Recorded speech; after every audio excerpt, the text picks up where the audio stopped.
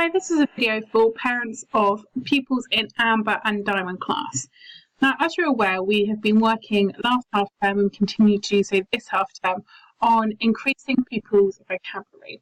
So they've had homework that looks like this, and sometimes we do recap homeworks that look like this.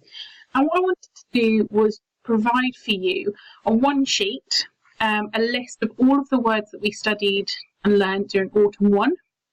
And then the 4 new words that we learn each week in Autumn 2, except for revision weeks. And all of these words are what we call Tier 2 words. I just wanted to take a minute just to explain what that meant. So language and vocabulary is broken up into 3 tiers.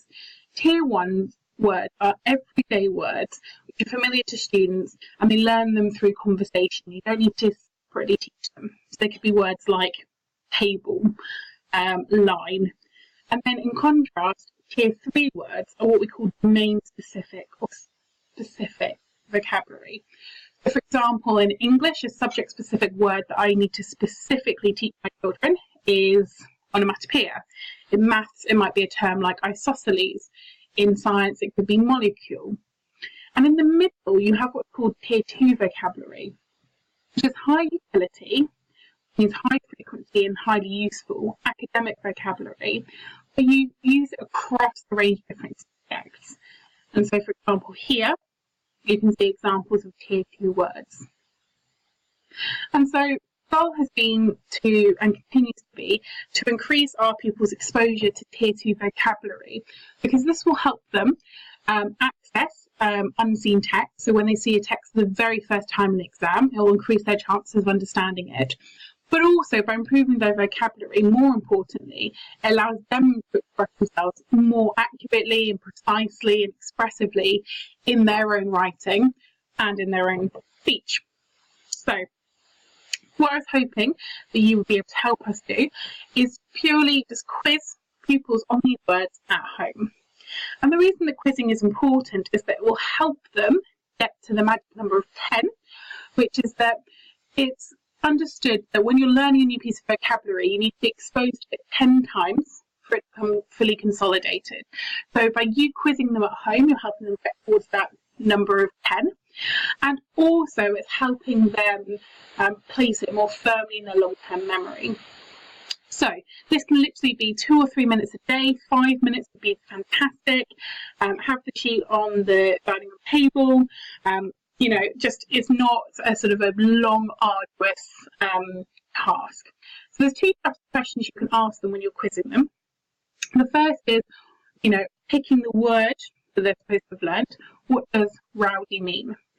And then it's not important or essential, I should say, that they give a word perfect definition. Say you say, what does the word rowdy mean? And they start talking about, you know, loud, rough behaviour, physical, pushing, shoving. They're showing you that they're starting to understand what the word rowdy means. Of course, it's helpful for you to give them the precise definition back, but it's still a success if they are generating a rough definition at this stage. And what I am going to introduce them to, and I will share with you over the next coming weeks, is a really sort of fun website and app that they can use on their mobile phone called Quizlet, which will allow them to really practice all of these words. There are a whole different range of spelling tests, matching activities, gravity games, flashcards, and so on. And so I expect that over time they will get increasingly confident with these really specific definitions. At this stage, if they give you a definition that's getting close or using different words, then that's brilliant. Alternatively, you can give them the definition and ask them for the word. A question like, what word means rough and disorderly? And then hopefully they will tell you that is rowdy.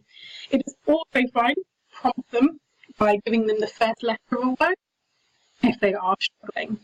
So if you have any questions about this, I'd be delighted to talk about it. Please do see me when you or pick up your children, or send me an email, give me a quick call, and we can talk about this in more detail. Thank you very much for your support.